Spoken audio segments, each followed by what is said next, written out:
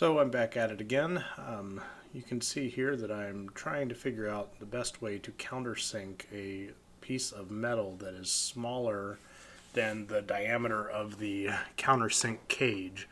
So I'm clamping it to the table and trying to prop some other pieces of metal beside it to give the cage something to attach to. It was a bit fiddly, but it eventually worked out.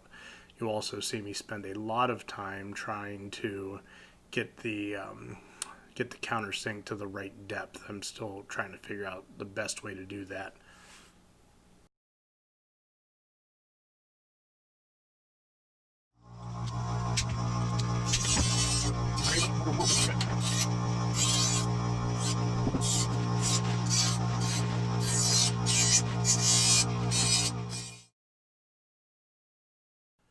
And here you can see that I'm starting to assemble some of the stiffeners for the rudder and attaching them to the shear plate, and then attaching them to the spar.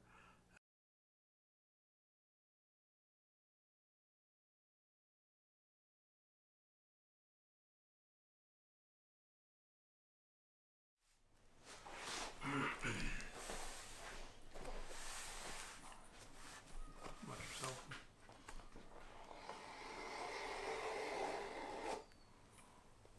Keep going.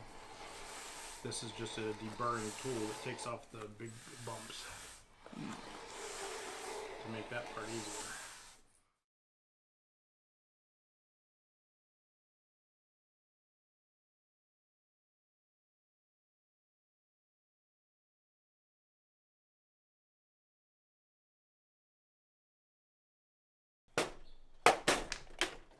Cindy, how do you like those Cleco pliers?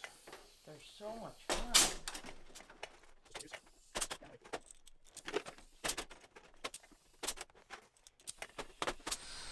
Starting to look like an airplane part.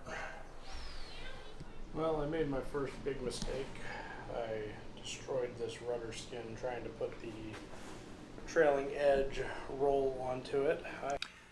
It actually looks a lot worse in person, and I'm waiting for another replacement rudder skin to pick up from Vans.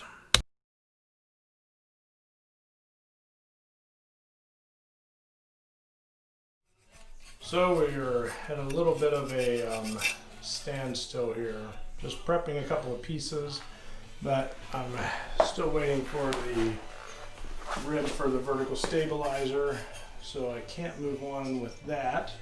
And since I screwed up one of the skins for the rudder, I'm reluctant to start taking it apart and then deburring all the holes and then putting it back together, final drilling it, taking it apart again, and deburring all the holes.